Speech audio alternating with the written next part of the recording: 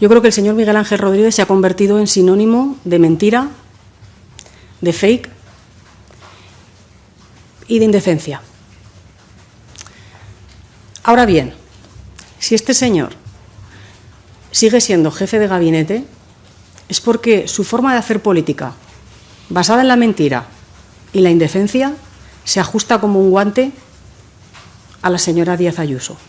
Pilar Alegría insultando desde la mesa del Congreso, del Consejo de Ministros, a la oposición. Absolutamente indigno. Tan indigno como el fiscal general del Estado, que está investigado por revelación de secretos, que es probablemente el pecado más grave que puede cometer un fiscal general. Y es que Bruselas obviamente va a investigar, va a iniciar una investigación porque el Estado de Derecho está en riesgo. Pero es que lo que se está produciendo en España es un sectarismo alucinante a todos los niveles. Por ejemplo, en Madrid, el delegado de Gobierno ha decidido que el Ayuntamiento de Collado de Villalba no puede poner cámaras de videovigilancia. Las ha vetado. Desde el consistorio dicen que las necesitan para defenderse de la inseguridad porque es el cuarto municipio con mayor delincuencia de toda la Comunidad de Madrid. Pero el delegado de Gobierno lo ha vetado, y es que desde el Gobierno central se ponen palos en las ruedas a los gobiernos municipales gobernados por el Partido Popular. Tenemos con nosotros a la alcaldesa de Collado Villalba, Mariola Vargas. Mariola, gracias por acompañarnos. Buenas noches. Buenas noches. Bueno, ¿cuál es el argumento del delegado de Gobierno para vetar las cámaras de videovigilancia? Pues justificación insuficiente, literalmente, tal como lo oyes. Estaban insuficientemente justificada la necesidad de poner unas cámaras de videovigilancia en el cuarto municipio de Madrid con mayor grado de delincuencia. Es a todas luces, de todas formas, primicia que vas a dar tú ahora mismo. Todo esto empezó el lunes, una gran encarnizada, y hoy, magia potagia, en la Comisión de Videovigilancia de Cámaras extraoficialmente nos han informado de que nos conceden las 14 cámaras de videovigilancia. ¿Y ese giro por qué se ha producido? ¿Ha sido comunicación extraoficial o va a haber...? Es extraoficial y bueno, nos llegará el informe en marzo.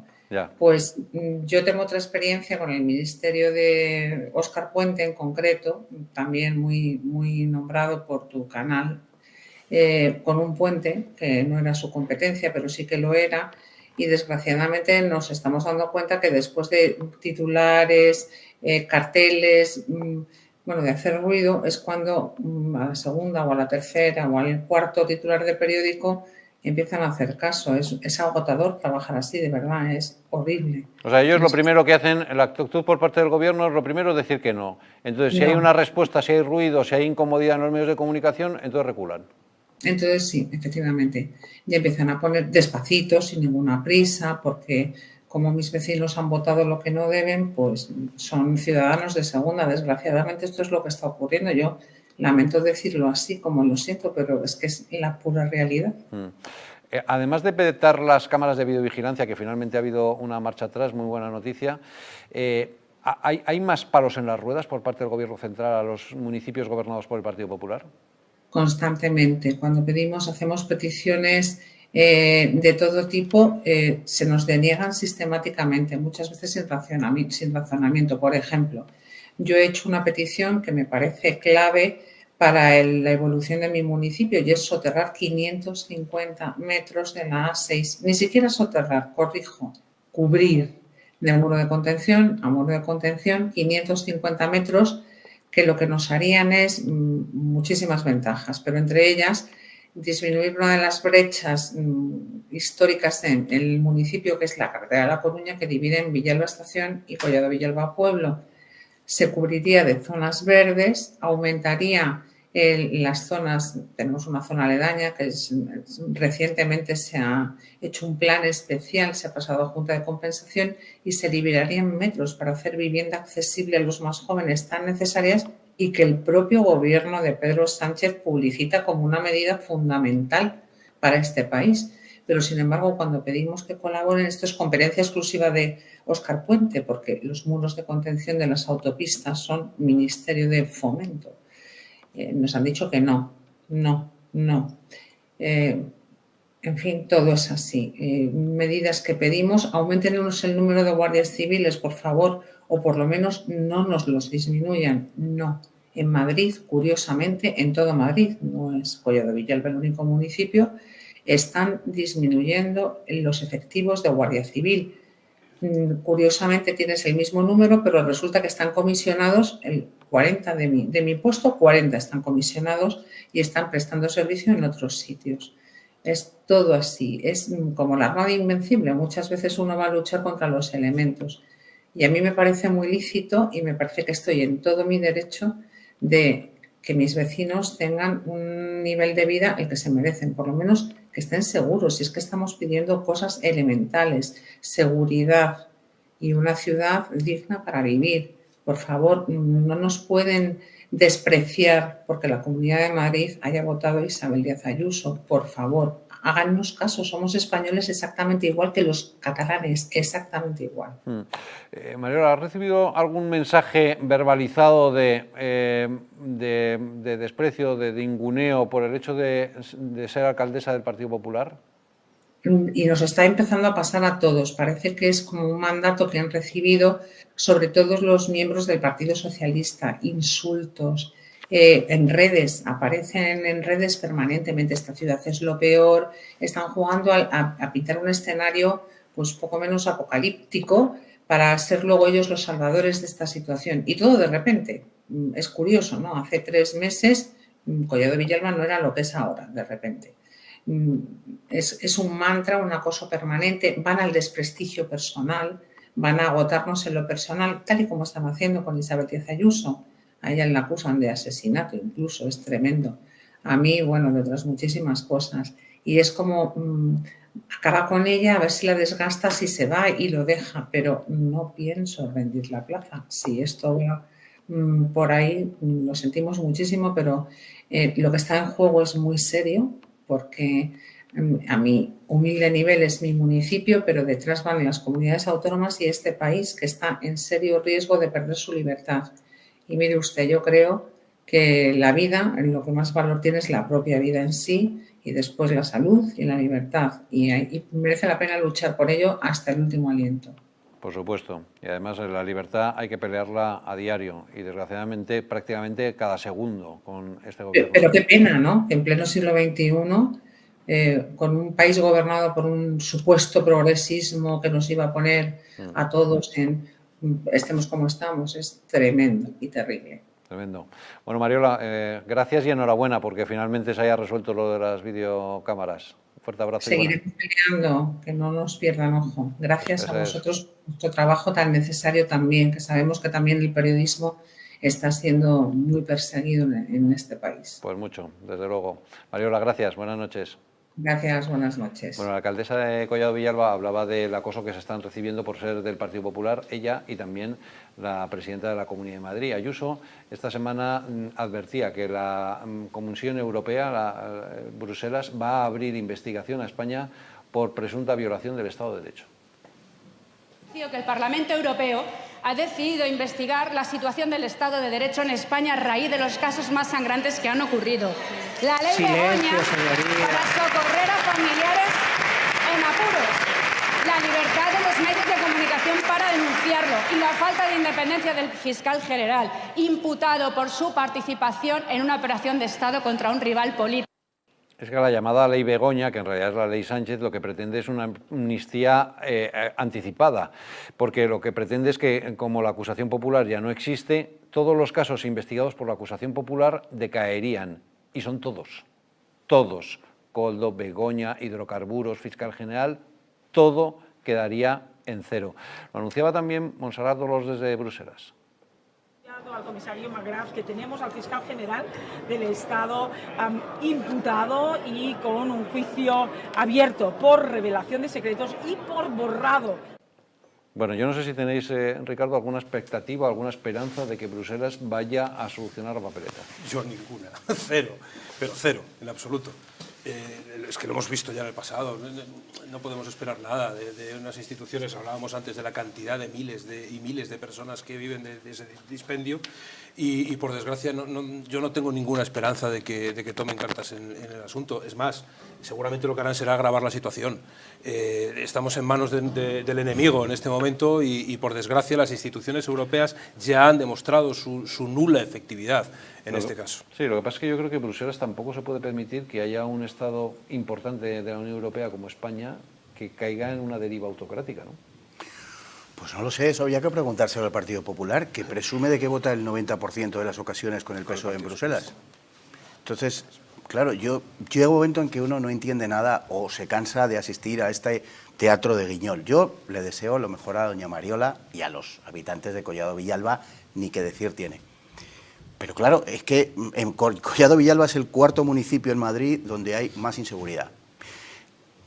Hay que preguntarse por qué razón es el cuarto y habrá que analizarlo.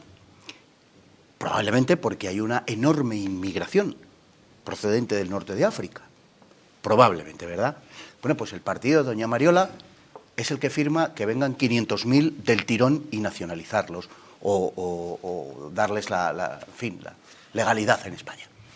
Entonces lo que no podemos es santificar las causas y ponerle cadalsos a las consecuencias. Esta es la España fruto de ese PPSOE, de ese acuerdo permanente que, repito, no es una tesis mía, es que ellos, e incluso el señor González Pons, en un célebre debate en las elecciones al Parlamento Europeo, tuvo la amabilidad de aclarárnoslo y decírnoslo sin el más mínimo rebozo. Es que votamos el 90% de ocasiones lo mismo que el PSOE. Exageró. Realmente es el 89,3% de las ocasiones votan lo mismo. Entonces, a mí esto, Luis, ¿qué quieres que te diga? Es que me suena a teatrillo. ¿Sabemos lo que está pasando en España? Claro que sabemos lo que está pasando en España. Es gravísimo, tú lo acabas de decir. La eliminación, por ejemplo, de la acusación particular es una monstruosidad jurídica. Una monstruosidad jurídica que efectivamente, aplicada además con un carácter retroactivo, va a hacer que decaigan todos los casos de corrupción para salvar a mi hermano, a mi cuñada, a mi mujer, a mi número 2. Esta es la cuestión. Y a mi fiscal general. Esta es la cuestión. Entonces, esto es de una gravedad infinita. Pero es que en España ya hemos dado muchos pasos en ese sentido. Es que en España nos hemos cargado, por ejemplo, la presunción de inocencia con las leyes de género, la igualdad ante la ley con las leyes de género.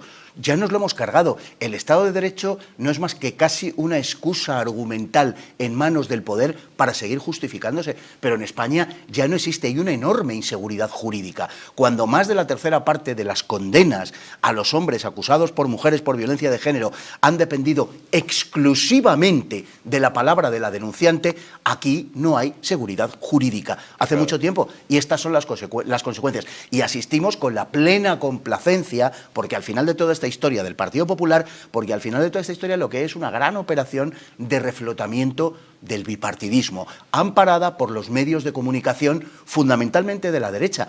Y ese es el grasísimo error, porque la izquierda, Luis, y el PSOE ya no están en el bipartidismo, están en el unipartidismo con sus amigos y colegas del separatismo y de la extrema izquierda. Están en el discurso de los muros, Eso es. Y por lo tanto los que están al otro lado del muro son unos fascistas que no merecen participar en el juego democrático porque el único demócrata soy yo. Pero no entiendo muy bien tu argumento de que esto lo que hace es fomentar el bipartidismo. ¿Por qué? Hombre, porque el PP y el PSOE votan lo mismo. Están votando lo mismo y sabemos que hay una manía. ¿Pero qué tiene que ver eso con defender el Estado de Derecho? Estamos hablando de defender... Pues que asienten complacencia. Si votan lo mismo en el 90% de las ocasiones con el PSOE, bueno, si están votando lo mismo... Pero que Dolors Montserrat denuncie en Bruselas la violación del Estado de Derecho y que Bruselas tome cartas en el asunto y a lo mejor si tenemos suerte, aunque Ricardo dice que no, yo también soy bastante escéptico, mueva ficha, creo que es una buena noticia, ¿o no? Magnífica. Si lo interpretamos a la luz de lo que realmente está pasando, tiene un nombre y es paripé. A eso es a donde voy, por si no había quedado claro. Pero tú lo llamas paripé porque crees que no va para nada y que va a ir a ningún lado y que eso no es más que un performance. Es eso, ¿no? Hombre, y porque creo porque si hubiera una realidad, si desde Bruselas se tomara una decisión, como ha ocurrido con Polonia o con Hungría... Pero Luis, vamos a ver. Que ha habido... aquí hay una cuestión fundamental. Hay una cuestión fundamental, es que Polonia y Hungría representan ideológicamente la Polonia de antes y Hungría lo que representan, y España, que está haciendo cosas muchísimo peores, a España no se le dice nada. Claro. Digo paripé, ¿por qué? Porque el Partido Popular se ha repartido el Consejo General del Poder Judicial con el PSOE y porque se está repartiendo las comisiones mixtas en el Congreso. Por eso es todo un gigantesco paripé, es todo una puesta en escena detrás de la cual no hay nada. Hay declaraciones de la señora Dolors Montserrat. ¿En qué terminarán? Ya te lo digo, absolutamente nada, porque el PP está abocado abonando precisamente que esa situación no solamente no se corrija, sino que vaya más, respaldando al Partido Socialista. Y es más, en Madrid el rumor, como bien sabes, es que hay una maniobra de determinados medios de comunicación y del Partido Popular para ir a una gran coalición con el Partido Socialista. Objetivo: reflotar el bipartidismo, que es en lo que están viejos defensores de nuestro sistema transicional y de nuestra prensa, conocidos de todos. Claro. Todo esto termina con la acusación popular decaída totalmente por el artículo 33 y con el PSOE articulando el discurso de «veis, yo ya os decía que eran inocentes». Claro. Y la gente comprará ese discurso. Claro. Bueno, yo creo que para mí es difícil de comprarla, honestamente, porque es que la ley Begoña dice, es que vamos a eliminar la acusación popular de los partidos políticos. Y además, toda aquella acusación popular que criminalice delitos de apropiación indebida, prevaricación, hombre, precisamente todos los delitos de corrupción, esos no. Claro. Hombre, esto ya es un poco feo, ¿no? Y serán inocentes. No, pero es que ya nos están insultando a la cara. Pero están diciendo, oye, todos los casos de corrupción, eso los ciudadanos no tienen nada que decir. Y cuando los ciudadanos han dicho algo, lo vamos a archivar. Ya, pero Luis, o sea, están diciendo, oye, que quiero amnistía ya, claro, pero para mí. Pero es que el discurso no es los ciudadanos, es la ultraderecha. Vale, sí, pero eso... Y eso, bueno, pues eso hay un porcentaje esa ultraderecha que me cae fatal y tal y cual, pero claro. Pero es que resulta que son ciudadanos que tienen DNI. Sí, eso ve y cuéntaselo. Impuestos y todo cuéntaselo al 35% de la población. Claro. Cuéntaselo, que te sigue votando con el carné en la boca, da igual. Prefieren la injusticia con la izquierda a una situación razonable con otros. Es así, porque la población española, pues por razón de la situación en la que estamos, como los partidos políticos se han puesto la bufanda.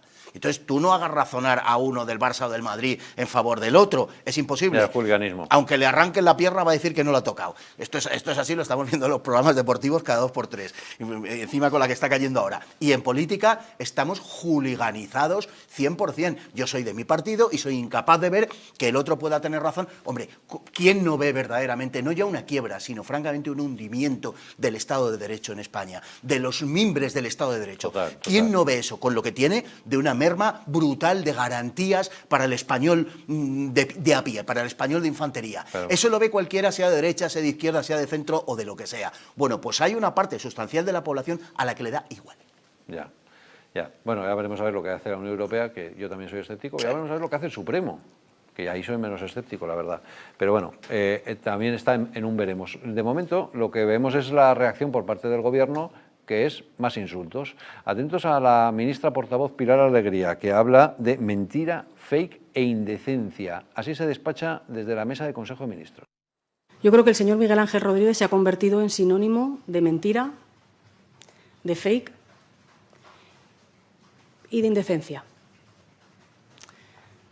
Ahora bien, si este señor sigue siendo jefe de gabinete, es porque su forma de hacer política, basada en la mentira y la indecencia, se ajusta como un guante a la señora Díaz Ayuso.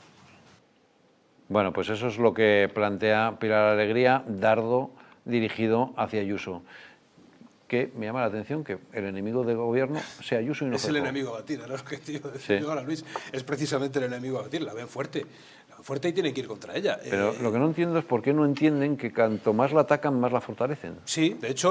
¿Por qué no lo entienden? Porque es bastante evidente. El apoyo popular de Isabel Díaz Ayuso crece cuanto más se la ataca. Entonces yo creo que están equivocando la estrategia, aunque bueno, vistas las capacidades de esta señora Pilar Juerga, pues hombre, yo creo que se han acostumbrado a que... Por cierto, además es ministra de Educación y han rebajado las exigencias educativas. Sí, empezando por la ministra. Empezando por la exigencia de la ministra. Yo creo que se han acostumbrado a que la presidenta de la Comunidad de Madrid vaya acabando uno tras otro con sus rivales políticos más cercanos y entonces ya no saben qué hacer. Entonces se han enrocado en el insulto, se han enrocado en el ataque, en lo personal, ya no en lo político, sino en lo personal, con el único fin de a ver si la van desgastando a ella en lo personal y acaba marchándose. Yo creo que van por ahí los tiros, porque es que de otra manera no han podido y no pueden con ella en este momento. Entonces, eso que acabamos de ver, las imágenes, yo creo que es un grito desesperado por parte del Partido Socialista, porque ven que con Isabel Díaz Ayuso en este momento no pueden. Sí, la han convertido, yo creo que, vamos a ver, Díaz Ayuso no es Metternich, ¿no? Pero han contribuido a que lo parezca. Sí, sí. Es decir, la han hecho Santa Juana de Arco. Sí. Y eso básicamente lo ha hecho la izquierda porque tiene por objetivo Madrid, que es la joya de la corona, son 30 años ya, ven que no pueden apropiarse de Madrid y utilizan todo tipo de armas en numerosas ocasiones de una bajeza extraordinaria. Hay que decirlo, todos nos acordamos supongo, hasta de las cacas de los linces. ¿Os acordáis aquellas que aparecieron en una carretera para que no se pudiera, tal? O sea, han hecho absolutamente de todo. Y van, lógicamente, a la destrucción de quien para ellos es una política que les está impidiendo llegar. Y por eso la figura de Isabel Díaz Ayuso pues nos parece muy superior a lo que realmente es. Que la ministra Pilar Alegría, que por cierto no hace mucho honor a su apellido, bueno, a mí me dicen lo mismo del mío, pero da igual, y salga diciendo estas cosas en una rueda después del Consejo de Ministros, es francamente sorprendente y da, digamos, nos da idea verdaderamente de lo que para ellos es. Sí, y también de la falta de respeto, porque desde el Consejo de Ministros se debería dar cuenta de las decisiones que toma el Gobierno, claro, no de los ataques a la oposición, que parece que están en la oposición de la oposición, que es alucinante. Bueno, más cosas, porque Feijóo ha hablado sobre los ocupas y ha dicho lo siguiente. Un país donde es más fácil tener casa si se ocupa ilegalmente que si se trabaja honradamente, en un país donde no hay personas que viven mejor a base de subvenciones que trabajando, hemos de decir que basta ya. Bueno, parece que se ha elevado el tono por parte de Feijóo, contra el Gobierno, también contra Vox, por cierto, y también ha lanzado un discurso contra el Gobierno ahondando en la división interna, y es que tanto PSOE como Sumar están a la greña a cuenta del salario mínimo interprofesional. ¿Cómo nos van a respetar en el mundo si a usted no le respeta la vicepresidenta del Gobierno? ¿Cómo van a creerle usted hablando de aranceles si el mayor arancel se lo pone usted a los trabajadores más modestos? Señor Sánchez, nunca un gobierno ha sido tan inútil. Bueno, Feijóo que ahora parece que está adoptando ese tono duro, aunque de vez en cuando aparece con el tono conciliador, la verdad es que no me termino de enterar. Yo que lo conozco bien, como sabes, Luis, a Feijóo, pues hombre, juega su papel, desempeña su rol. Al final... No, pero ¿cuál es su rol? ¿El de moderador, el poli bueno o poli malo? No, yo creo que los dos, dependiendo de la circunstancia. Él solo piensa en el lenguaje electoral. Feijóo solo piensa en lenguaje electoral, única y exclusivamente. Ya, pero él se levanta por la mañana, mira la encuesta y dice, necesito endurecer. Eso, exactamente así. Lo ha hecho en Galicia durante años, o sea, durante lustros. Y ha ido cambiando discurso de moderador a duro, sí, duro sí, a moderador. con el Bloque Nacionalista Gallego lo hacía en Galicia, de hecho. Tal cual lo vemos ahora en el Congreso haciéndolo con el Partido Socialista, lo ha hecho durante lustros con el Bloque Nacionalista Gallego. Ya, pero es que no entiendo, porque, por ejemplo, Tellado tiene un perfil duro, Bonilla tiene un perfil blando, pero Feijóo depende de cómo se levante. Efectivamente. A Tellado lo tiene para lo que lo tiene. Tellado es el Rottweiler de Feijóo, ya, claro, ya lo era en Galicia. Por eso. Recordarse aquellas famosas palabras de los votos, de los sobres de Vox, había que robarlos en los buzones de los vecinos para impedir que Vox llegara a tener representación en Galicia. Eso lo hizo Tellado. Lo que pasa es que nos olvidamos de lo que han hecho en el pasado. Ahora Tellado aparece también de vez en cuando en plan conciliador, porque supongo que le habrán dicho que el Congreso no es la Xunta de Galicia, pero en el caso de Feijóo es exactamente así. Feijóo solo piensa en las elecciones, única y exclusivamente. Y cada vez que tiene que establecer un discurso de cara al Partido Socialista, pues dependiendo de las necesidades electorales que tenga ese día, y exclusivamente ese día, establece un discurso u otro. Y si no, fijémonos a partir de ahora las diferentes comparecencias que tenga en el Congreso. Y ya veréis cómo es exactamente así. Fernando, quiero que veas unas imágenes de Cayetana donde habla sobre la discriminación por razón de género en la actual legislación. Dice que eso es absolutamente incompatible con el principio de igualdad. Yo eso no lo puedo aceptar. Que tú, por haber nacido hombre, tienes un agravante penal de género. A mí eso me parece una involución respecto a todos los avances. Bueno, un discurso que creo que está muy bien porque hay que reivindicar el principio de igualdad, que también tiene narices que a fecha de hoy todavía tenemos que estar peleando por el principio de igualdad, pero un poco incompatible, ¿no?, con la actitud del Partido Popular durante muchos años. Claro, eso es lo que iba a decir. Solo le falta que se lo cuente a los de su partido y que le hagan un poco de casito. Porque, pero es que esto lo dice esta semana, pero es que esta misma semana el Partido Popular ha avalado el pacto contra la violencia el pacto de género. Estado contra la violencia de género, efectivamente, que se basa en exactamente en eso que critica. Exacto. Y en una serie de mentiras que todos conocemos y en fin, lo comentábamos antes, ¿no? Era una conceptualización diferente del hombre, de la mujer y de las penas que deben de tener cada cual en función, o sea, cometiendo los dos o llevando a cabo los dos los mismos actos. Sin embargo, tiene una reprobación penal en un caso y otra en otro. Y además, las pruebas que se necesitan, etcétera. En fin, toda esta panoplia que hay montada acerca de la violencia de género, donde hay dos cuestiones fundamentales. Una, la ideológica, que no la perdamos nunca de vista, y otra, el chiringuiteo.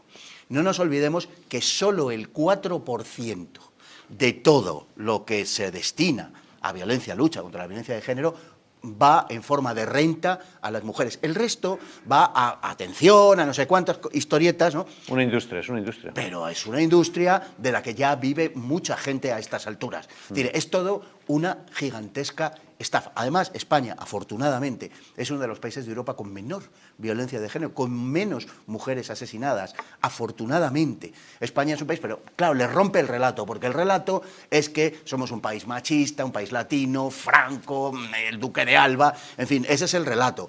Y claro, se les cae cuando dicen, mire usted, en la avanzadísima socialista y protestante Suecia hay mucha más violencia de género y muchas más mujeres asesinadas proporcionalmente que en España. Ahora solo falta que doña Cayetana se lo cuente al PP y le hagan caso. Claro.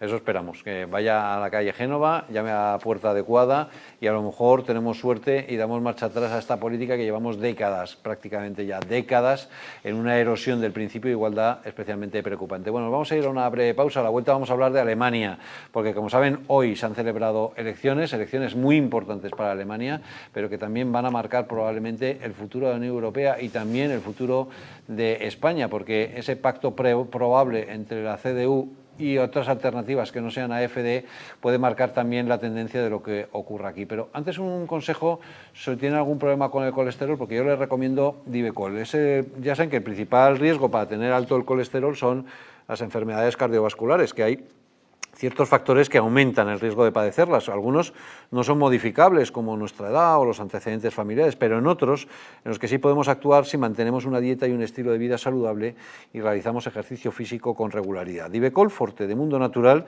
es un complemento alimenticio que incorpora codeína Q10, el extracto de cardo mariano, así como la levadura de arroz rojo y también citoesteroles vegetales concentrados que contribuyen a mantener niveles normales de colesterol sanguíneo. Divecol Forte de Mundo Natural, ya saben, en venta en parafarmacias o en tiendas especializadas, son el 91 446 0000 o en parafarmaciamundonatural.es. Nos vamos a una breve pausa y a la vuelta, Alemania, elecciones trascendentales. Les anuncio que el Parlamento Europeo ha decidido investigar la situación del Estado de Derecho en España a raíz de los casos más sangrantes que han ocurrido. La ley Begoña para socorrer a familiares en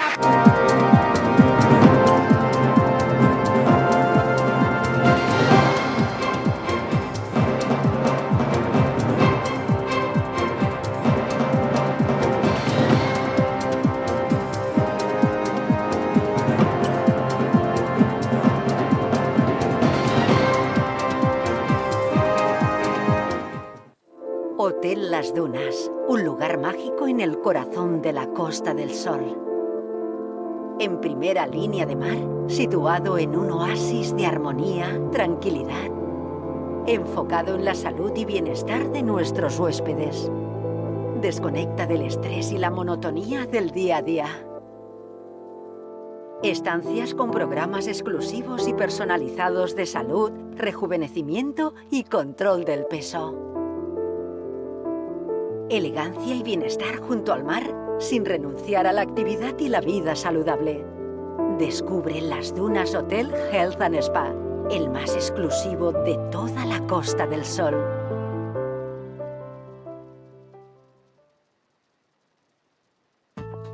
La presencia del colágeno en la composición de huesos, piel, ligamentos, cartílagos y tendones es imprescindible para frenar su deterioro. Sin embargo, a medida que envejecemos, su producción se reduce. Colacel Antiox de Mundo Natural combina en una misma toma colágeno hidrolizado puro, antioxidantes, ácido hialurónico y vitamina C que contribuye a la formación normal de colágeno. Haz del tiempo tu gran aliado. Colacel Antiox. ¿Te gustaría perder esos kilitos de más? ¿Volver a utilizar aquellas prendas que tanto te gustaban? Naturhaus te trae la forma más rápida y eficaz de hacerlo. En tan solo 2 días podrás bajar de peso gracias al Pack Express, un producto de Naturhaus que contiene todas las comidas y dietas necesarias para perder peso en tan solo 48 horas. Te ofrecemos un servicio personalizado, no tendrás que saltarte comidas ni pasar hambre. El Pack Express se adapta a ti. No lo pienses más y acude a tu centro Naturhaus más cercano.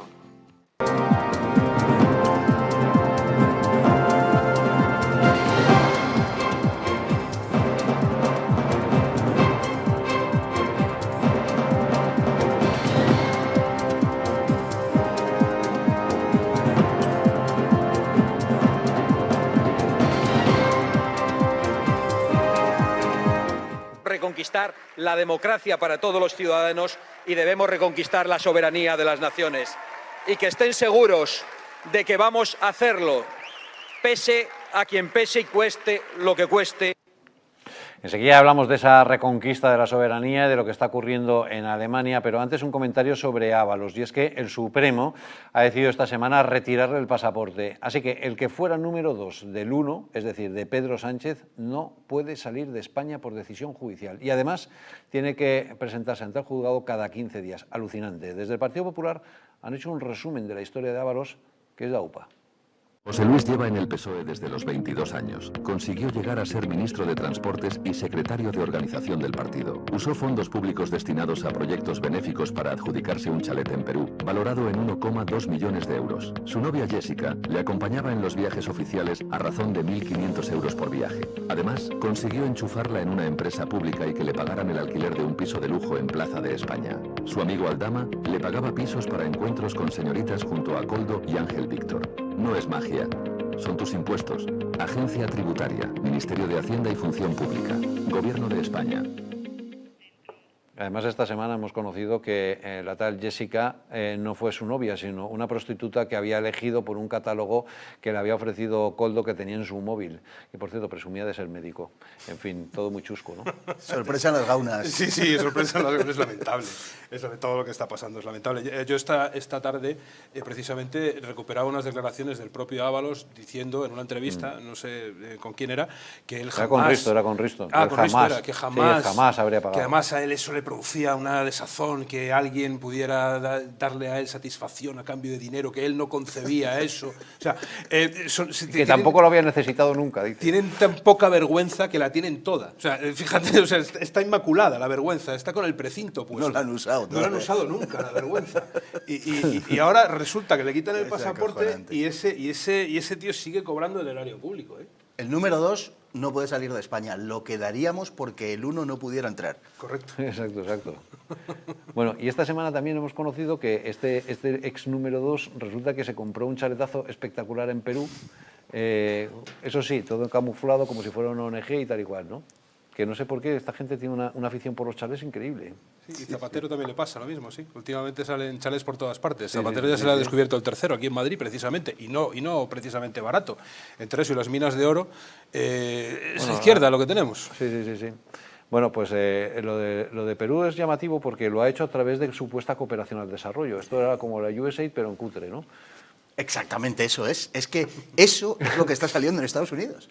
Justamente eso. Pero claro, multiplicado por 80.000, porque Estados Unidos es toda la dimensión americana, sí. Pero es lo mismo, es exactamente lo mismo. Es que toda esa ayuda al desarrollo. Decíamos antes que solo un 4% iba en forma de renta a las mujeres directamente víctimas de la violencia de género. Bueno, los chiringuitos en general, en fin, que florecen como las amapolas en mayo en España, no dedican más de un 3-4% de verdad al objeto que supone, ha motivado la creación de la ONG. Lo dedican todo a la estructura. Es un modus vivendi de gente que además vive maravillosamente bien. Bueno, el chalet de Ábalos en Perú es, claro, como ya es una ristra interminable en en fin, de cuestiones que nos sonrojan a todos, porque nos tenemos que reír, porque si no, de verdad, esto sería para llorar o para llevar a cabo otro tipo de acciones. A cooperación al desarrollo, a quien realmente desarrolla es al cooperante. Claro. Eso es alucinante. Es que esa estructura de la que habla Fernando, de que es la que sufraga todo ese gasto, es que la palabra estructura cabe muchas cosas.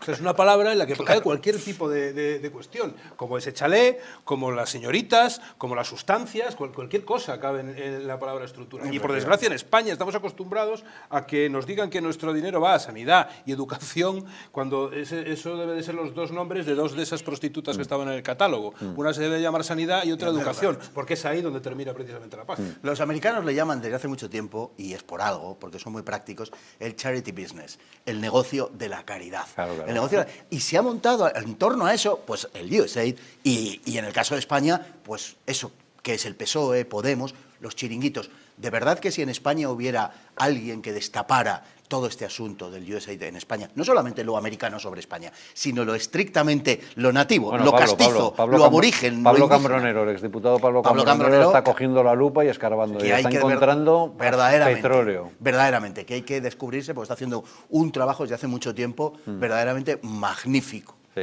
Bueno, vamos a ir a Lima con Carlos Polo, presidente de Population Research Institute en Latinoamérica, porque tiene más datos de ese chalet en el Perú. Carlos, muy buenas noches. Buenas noches, Luis. Bueno, ¿qué es lo que se cuenta allí en el Perú sobre el chaletazo de Ábalos?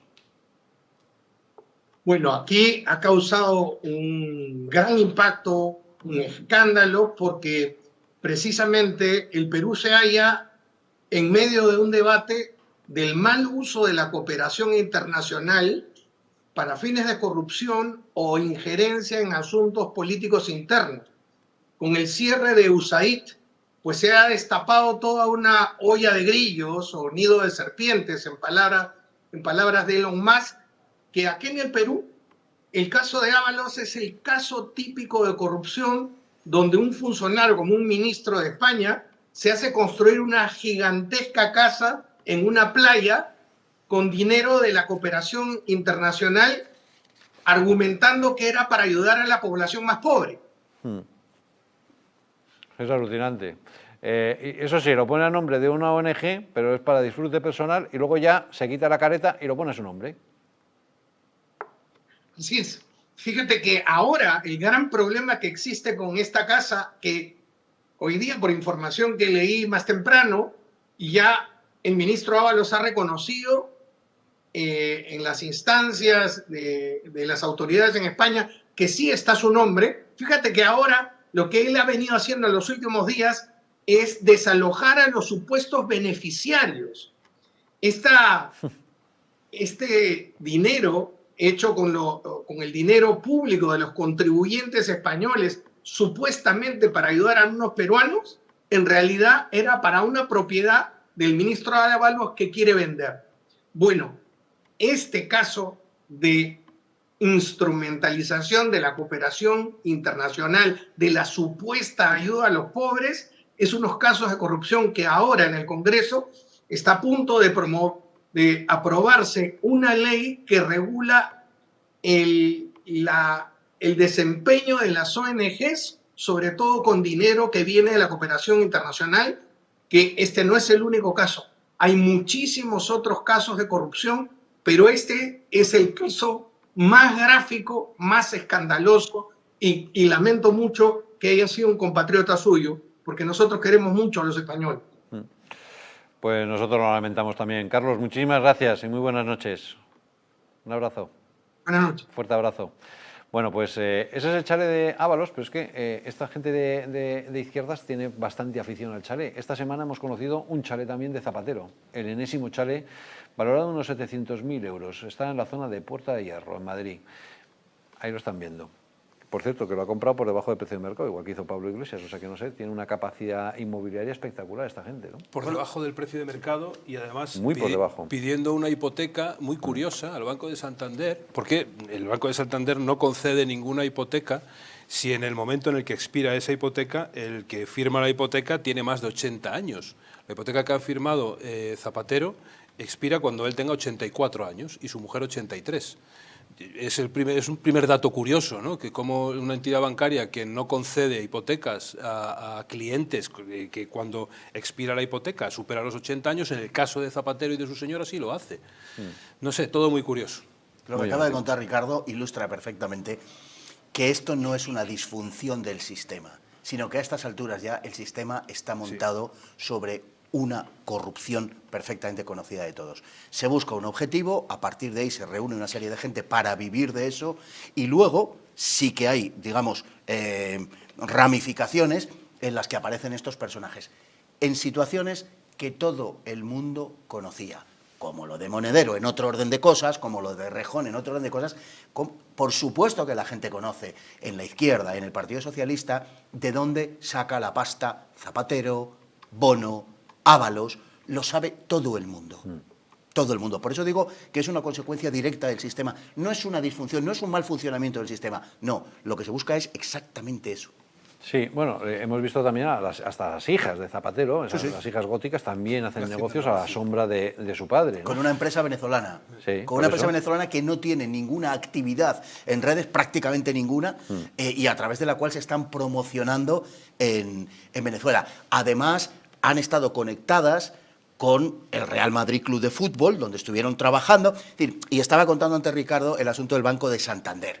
Y el chalet Galapagar se pudo financiar a partir de un banco muy minoritario, creo que catalán, si no recuerdo mal, el Banco Industrial o algo así, y tal y cual, que era de donde sacaba Podemos su dinerito para financiar las campañas. Es decir, que estamos ante un retrato al óleo de lo que es el sistema. Esto es el sistema. Ya. Bueno, lo que vemos también es una gráfica, quiero que veamos una gráfica de la recaudación fiscal, de cómo en medio de todo esto al español medio lo están esquilmando. Ahí están viendo la recaudación fiscal en los años de Sánchez, que es absolutamente espectacular. La curva es súper creciente y, oye, los servicios públicos tampoco no siguen la misma tendencia. O sea, ¿qué es lo que ocurre? Pues que el ciudadano español cada vez está más ahogado, pagando impuestos de primera con servicios de tercera. Según la ministra de Hacienda, no, el Partido Socialista no le ha subido los impuestos a nadie. Claro, claro. La ministra de Hacienda. No, y además esto lo que produce además es que el español pueda dedicar cada vez menos renta a otras cosas, como el ahorro, porque el mal funcionamiento de los servicios públicos, que no se sigue de esta depredación tributaria, el mal funcionamiento lo que lleva es a que la gente invierta en educación y en sanidad por otras ramas y por otras vías que no son las que provee el Estado, las que provee el gobierno, que estarían obligados a que todos los españoles pudieran utilizar. Pero te vas a la educación privada o te vas a la sanidad privada ante el mal funcionamiento que no se debería seguir de esa depredación tributaria que acabamos de ver. Pero fijaros, lo más sangrante es que con esa depredación tributaria resulta que encima tenemos más déficit que nunca, o sea que ni siquiera sirven para ir eliminando deuda, sino al revés, más deuda todavía. Como tenemos más dinero, gastamos más todavía y por lo tanto tenemos más deuda y por lo tanto somos más irresponsables con nuestros hijos y nuestros nietos. Una bola de nieve absolutamente viciosa. Bueno, y una última cosa antes de hablar de Alemania, quiero que vean los túneles que unen Ceuta con Marruecos. Alucinante porque ayer lo están viendo, los ha descubierto la Guardia Civil, y son túneles donde presuntamente se traficaba con droga. Son los narcotúneles, los han bautizado, que recuerdan desgraciadamente a los túneles de Hamas también en Palestina. Yo no sé qué información tenéis de esto, pero a mí me resulta muy inquietante porque por ahí podía pasar de todo. Y que si quien piense que eso es un caso único y excepcional está equivocado. Túneles como ese tienen que estar regada la región.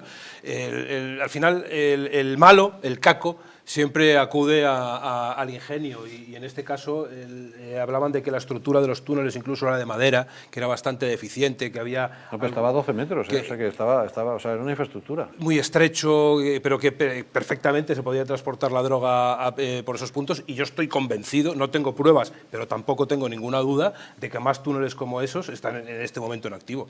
Se desmanteló una unidad de la Guardia Civil precisamente que se dedicaba en el estrecho a este tipo de cosas. Y fue absolutamente desmantelada. Mientras le hemos entregado 400 vehículos de primera gama a Marruecos, a la policía de Marruecos. La nuestra tiene que ir en las lanchas en las que va y en los vehículos en los que va. Si no hay una voluntad política de que eso sea así, que venga Dios y lo vea. ¿Qué está pasando? Pues está pasando que hay unas connivencias entre el Estado español y el marroquí, el Mazden, que se financia a través del tráfico de drogas.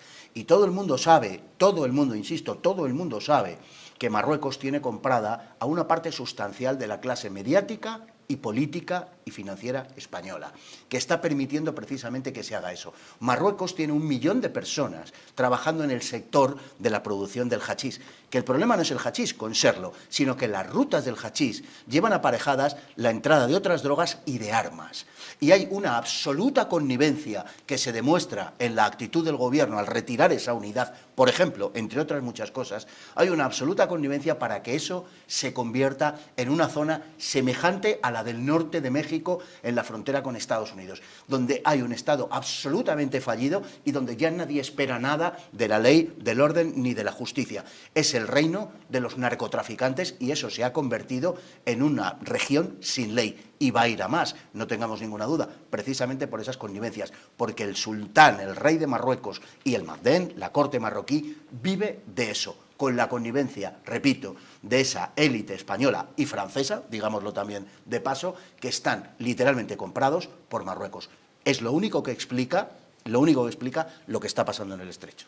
Y la dejación de España en las 2 ciudades de Ceuta y Melilla. Claro. Bueno, hablemos de Alemania porque, como les digo, hoy se han celebrado esas elecciones, son elecciones muy importantes para Alemania, también para la Unión Europea.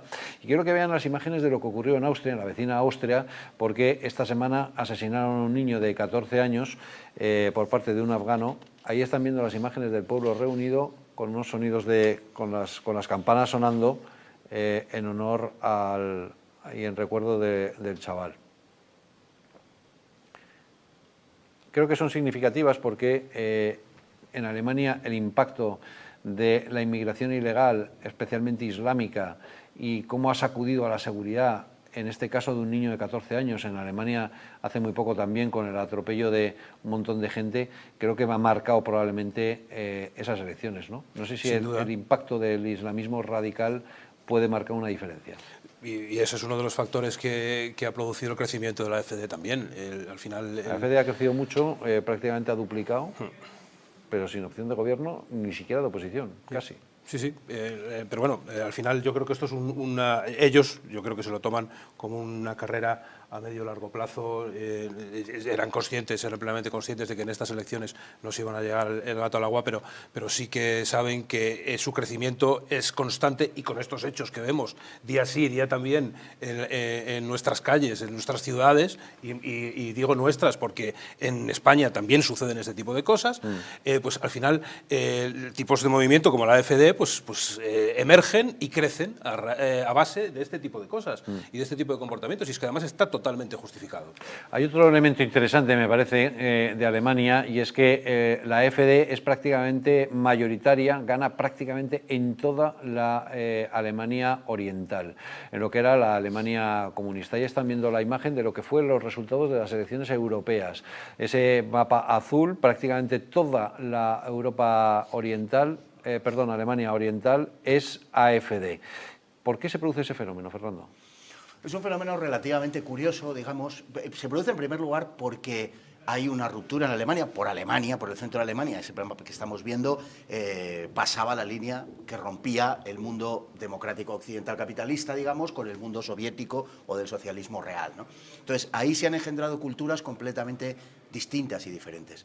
Sería una cuestión muy larga de hablar, pero probablemente la cultura nacional ha sido menos destruida en los países de la zona soviética que en los países de la zona occidental. Eso en primer lugar. En segundo lugar, hay una cosa muy curiosa, no solamente en Alemania. ¿Pero cómo es eso? Perdón, Fernando. ¿Cómo es que los comunistas preservaron más la identidad nacional? ¿Dices? En los países del este de Europa se ha preservado más la identidad nacional, se ha preservado. Por ejemplo, el índice de asistencia religiosa es muy superior al de Europa occidental. Las costumbres se han conservado de una forma mucho más tradicionales que en Europa occidental. En fin, la destrucción social ha sido mucho más eficaz en el mundo occidental que en el mundo oriental. Es un hecho que podemos calificar de objetivo. O sea que el mayo 68 ha sido más letal que el comunismo. Mucho más letal que el comunismo, sin duda ninguna. Es más fácil reclutar gente, digamos, para pasárselo bien, para el placer, que para combatir. y el mayo del 68 ha sido mucho más corrosivo, sin duda ninguna, de lo que era el comunismo. El comunismo al final ha pasado por allí y, bueno, salvo las numerosísimas víctimas que ha dejado, evidentemente, pero salvo eso, no ha dejado prácticamente nada. O sea, las ganas de salir corriendo, pero nada más, no ha dejado prácticamente nada. Occidente ha sido absolutamente corrompido. Y luego, si nos damos cuenta de lo que está pasando, repito, no solo en Alemania, donde están sacando más partido las formaciones semejantes, grosso modo, de AfD, no es en los sitios donde hay más inmigración. Curiosamente, en Alemania, donde hay más inmigración, no es en la antigua RDA, sino en la antigua República Federal de Alemania, en el oeste, donde no sacan los mejores resultados. Pero ese fenómeno se reproduce en Gran Bretaña, en Francia, en Austria, en Italia, donde quieras, en todas partes. Entonces, ¿cuál es el factor diferenciador? ¿Qué es lo que hace que esas formaciones tengan voto? Bueno, digamos que la inmigración, la cuestión de la inmigración, la entrada masiva de población en esos países, la inseguridad que conlleva, la destrucción del tejido social, la alteración de la composición étnica y poblacional. Por eso, pero si la inmigración es el factor fundamental y sin embargo, donde sacan mayoría no es en donde hay más inmigración. No, porque... ¿Por qué entonces sí que sacan mayoría? Porque la inmigración, digamos, es un despertador. La inmigración ha servido para poner de relieve una serie de fenómenos. Hay un malestar cultural en Europa, que creo también que es un hecho objetivo, que además no es de ahora, es un malestar del que ya se hablaba hace 125 años, ¿no? Pero hay un malestar cultural en Europa, que es, como digo, me parece evidente, y hay fenómenos que son capaces de ponerlos de manifiesto y a veces de encauzarlos o vehicularlos. Y, en fin, podríamos poner muchos ejemplos históricos que están en la mente de todos, yo creo. Y en este momento lo que está pasando es eso, es decir, es que la inmigración está poniendo de relieve que no hay seguridad, pero también que no hay futuro, pero también que se está alterando digamos, lo que siempre ha sido nuestro entorno reconocible, que se está alterando nuestro idioma, nuestras costumbres, es decir, todo se está alterando en Europa. Está habiendo un proceso que se puede hablar claramente de sustitución de población de una forma absolutamente voluntaria por parte de quienes lo están impulsando, y eso está produciendo un rechazo justamente en las zonas de esos países que no reciben la inmigración. ¿Por qué? Porque son las zonas que se están viendo comprometidas, digamos, con estas políticas de una forma más agresiva, es decir, que están padeciendo más, porque lo que apoya a estas formaciones son los perdedores de la globalización.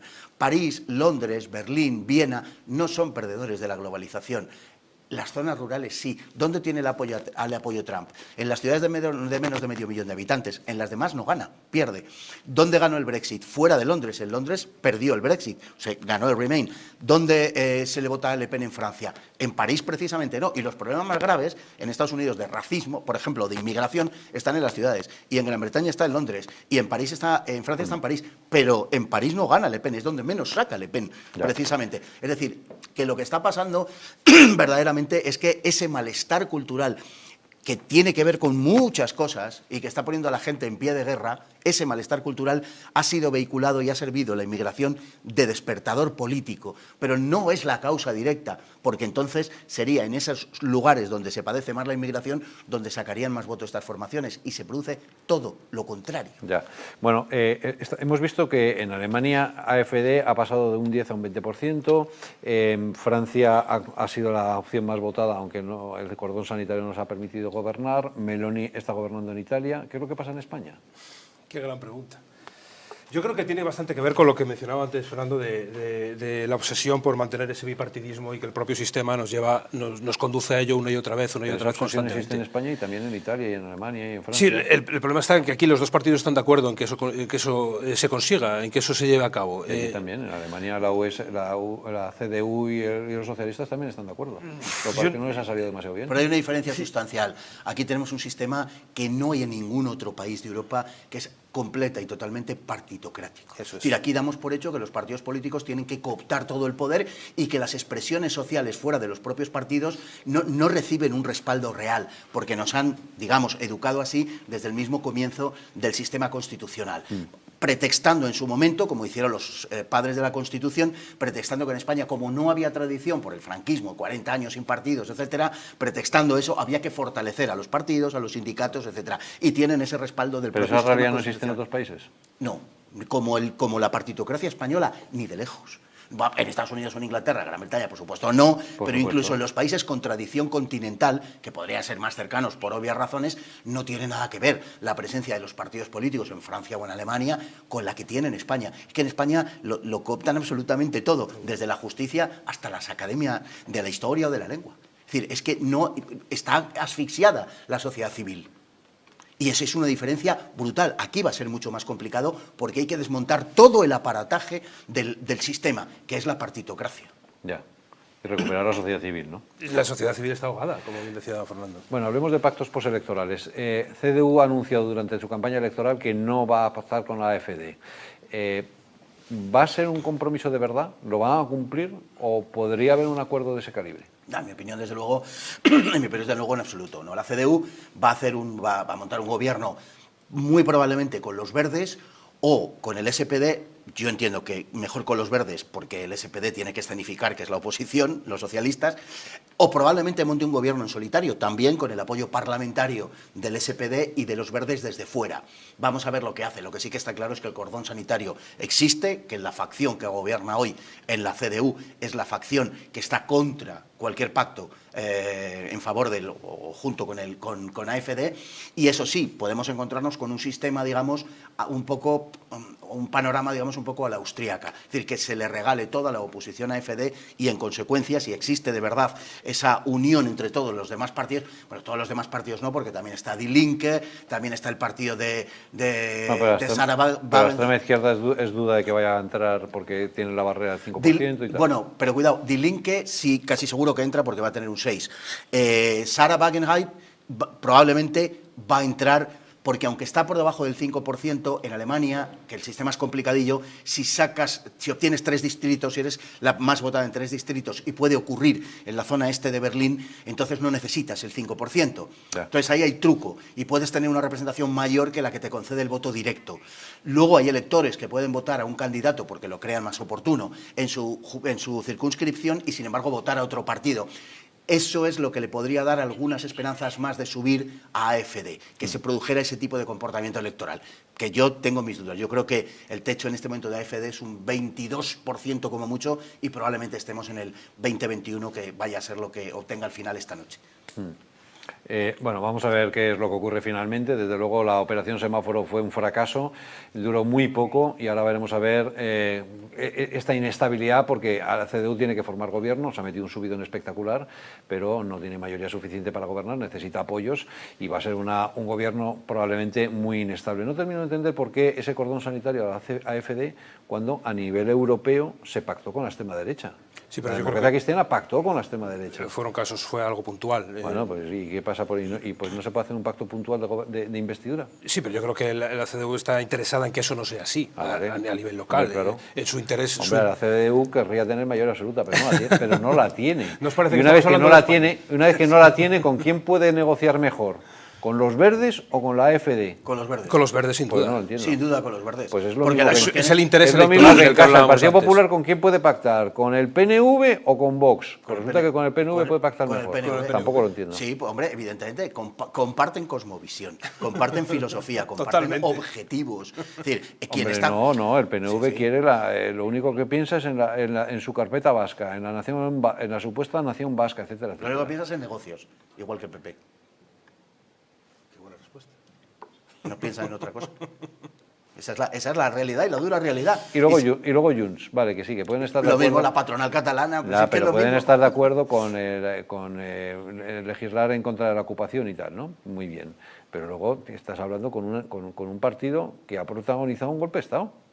Ya. Y con eso te llevas mejor que con Vox. No lo entiendo tampoco. El interés electoral ante todo. Lo hablábamos antes con respecto a Feijóo. Es el interés electoral, nada más. Claro, pues sí, han estado gobernando, PP y PSOE han estado gobernando la tira de años, en fin, 40 y tal entre los dos, y han tenido mayoría absoluta, ahora ya no, pero mayoría sobrada para haber modificado esa ley electoral, por ejemplo, que es previa a la Constitución, que es del año 77, que se sigue manteniendo. Y han podido modificar incluso la Constitución, sencillamente para no depender de otros partidos, sobre todo de los partidos nacionalistas. ¿Lo han hecho? No. No hay más preguntas, señoría. Ya, está clarísimo. Bueno, veremos a ver qué es lo que ocurre en Alemania en esos pactos postelectorales y cuál es la onda expansiva de lo que ocurra en Alemania en toda Europa y también en España. Ricardo y Fernando, muchísimas gracias, ha sido un placer, la verdad es que ha sido un análisis apasionante. Nosotros volvemos la semana que viene, ya saben, con más información y más análisis aquí en Distrito Televisión. Hasta la semana que viene, buenas noches.